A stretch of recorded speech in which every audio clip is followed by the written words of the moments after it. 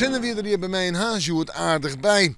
Maar het wie ik werd onstabiel en er ontstond ik weer een aantal buien en buikers die vooral via het loon in wat actiever waren en dan valt het er examen uit. Wel, joen en vannacht. Een vrij heldere nacht, dus een koude nacht, een echt koude nacht.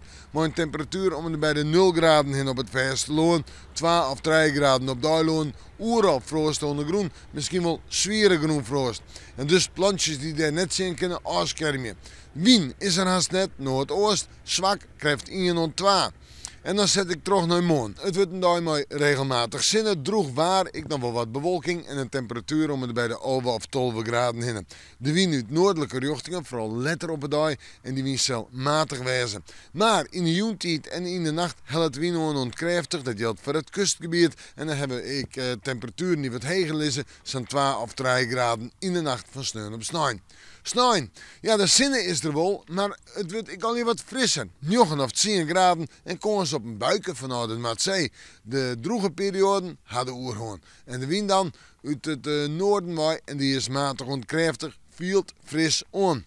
We zetten terug naar het fruitsjoch. Op maandag nog droeg warme zinnen en ik denk maandag een temperatuur zometeen bij de 10 graden heen. En op deze en maandag heb ik betiden rein of buien staan en we zoeken dus een oorwaartype, een witte boel wordt het, maar op maandag een temperatuur om het bij de 11 of 12 graden. Nou ja, we moeten morgen maar weer even in het waarsje.